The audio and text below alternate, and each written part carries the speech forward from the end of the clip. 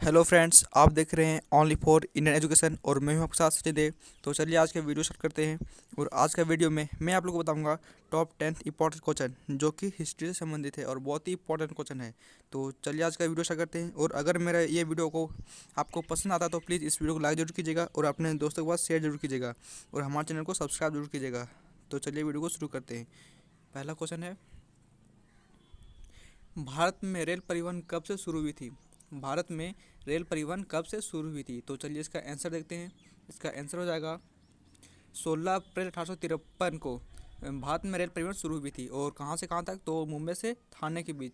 तो और दूरी कितनी थी? तो 34 किलोमीटर की दूरी थी। ठीक है, तो चलिए अगला क्वेश्चन देखते हैं। वर्तमान समय में भारत में कुल रेल मार्ग की दूरी कितनी है और स्टेशन कितनी है? वर्तमान समय में भारत में कुल रेल मार्ग की दूरी कितनी है और उसमें स्टेशन कितनी है? तो चलिए इसका आंसर देखते हैं। इसका आंसर हो जाएगा, रेल मार्ग है 62,459 किलोमीटर। ठीक है, रेल मार्ग है 62,459 किलोमीटर, जिस पर स्टेशन की संख्या कितनी है? तो 6,886 स्टेशन की संख्या है। तो चलिए अगला क्वेश्चन देखते हैं। एयर इंडिया कितनी देशों के बीच विमान सुविधा उपलब्ध कराता है? एयर इंडिया कितनी देशों के बीच विमान सुविधा उपलब्ध कराता है? तो इसका आंसर देखते हैं। 35 देश। कितने देशों के बीच? तो 35 देशों के बीच विमान सुविधा उपलब्ध कराता है। ठीक है, तो चलिए अगला क्वेश्चन देखते हैं। अगला क्वेश्चन है, देश में सबसे लंबी दूरी तय करने वाली रेलगाड़ी कौन सी है? देश में सबसे लंबी दूरी तय करने वाली रेलगाड़ी कौन सी है और कहाँ से कहाँ तक की जाती है? यानी कि ये कहाँ से कहाँ तक दूरी तय करती है और कितनी दूरी तय करती है? तो इसका आंसर देखते हैं। इसका आंसर हो जाएगा आपका, रेलगाड़ी का नाम क्या है? तो हिमसागर एक्सप्रेस। रेलगाड़ी का नाम है हिमसागर एक्सप्रेस और स्थान है जो कहाँ से कहाँ तक करती है? तो कन्याकुमारी से लेकर जम्मू तक। ठीक है, कन्याकुमारी से लेकर जम्मू तक। और दूरी कितनी तय करती है? तो 3,726 किलोमीटर।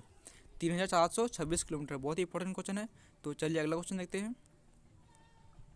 भारत में रेडियो का प्रसारण कब से आरंभ हुआ था? भारत में रेडियो का प्रसारण कब से आरंभ हुआ था? तो इसका आंसर देखते हैं। इसका आंसर हो जाएगा 1927 ईस्वी में। ठीक है, 1927 ईस्वी में भारत में रेडियो का प्रसारण शुरू हुआ था। अगला क्वेश्चन है, ऑल इंडिया रेडियो का गठन कब हुआ था? ऑल इंडिया रेडियो का गठन कब हुआ था? तो इसका आंसर देखते हैं। इसका आंसर हो जाएगा 1936 ईस्वी में। ठीक है, 1936 ईस्वी में ऑल इंडिया रेडियो का गठन हुआ था। अगला क्वेश्चन देखते हैं। भारत में दूरदर्शन का पहला कार्यक्रम कब से आरंभ हुआ था और इसकी नियमित सेवा कब से शुरू हुई थी?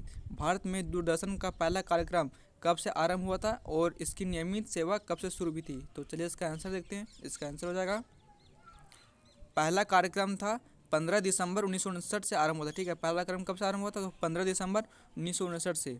और इसका नियमित सेवा कब से शुरू हुई थी? तो 1965 से इसका नियमित सेवा शुरू हुई थी। तो अगला क्वेश्चन देखते हैं। भारत में जनगणना की शुरुआत कब से और किसके कार्यकाल में हुई थी? भारत में जनगणना की पहली शुरुआत कब हुई थी? यानी कि भारत में जनगणना पहली बार कब हुआ था और किसके कार्यकाल में हुई थी? तो इसका आंसर देखते हैं। इसका आंसर हो जाएगा 1872 ईस्वी में लॉर्ड रिपन के कार्यकाल में हुई थी। 1872 ईस्वी में भारत में पहली बार जनगणना हुई थी और किसी कार्यकाल में? तो लॉर्ड रिपन के कार्यकाल में। ठीक है, अगला क्वेश्चन देखते हैं। भारत में नियमित रूप से जनगणना की शुरुआत कब से हुई थी? भारत में नियमित रूप से जनगणना की शुरुआत कब से हुई थी? यानी कि भारत में जो 10 वर्ष में होता है जनगणना, वो कब से शुरू हुई थी? तो इसका आंसर देखते हैं। 1881 से प्रत्येक 10 वर्ष। 1881 से अब प्रत्येक 10 वर्ष जनगणना स्टार्ट हो गई थी। तो अगला क्वेश्चन देखते हैं। मुगल वंश के आखिरी शासक कौन थे? जो मुगल डायनेस्टी था उसका आखिरी शासक कौन थे और कब तक रहे थे? ठीक है, तो इसका आंसर देखते हैं। बहादुर शाह जफर द्वितीय। मुगल डायनेस्टी का आखिरी शासक कौन था? तो बहादुर शाह जफर द्वितीय। और कब तक रहे थे? तो 1857 ईस्वी तक। ठीक है, ये था आखिरी क्वेश्चन। और इसी में आपको बता दूं, जो बहादुर शाह जफर द्वितीय थे वो सैनिक विद्रोह में भाग लिए थे और इसको अंग्रेजों ने पकड़कर म्यांमार में बंद कर दिए थे। ठीक है, म्यांमार की जेल में, वहीं पर इसकी मृत्यु हो गई थी। ये था मेरा आखिरी क्वेश्चन। तो अगर आपको ये वीडियो को पसंद आया तो प्लीज़ इस वीडियो को लाइक जरूर कीजिएगा और अपने दोस्तों के साथ शेयर जरूर कीजिएगा और मेरे channel only for Indian education को सब्सक्राइब जरूर कीजिएगा। तो थैंक यू। जय हिंद, जय भारत।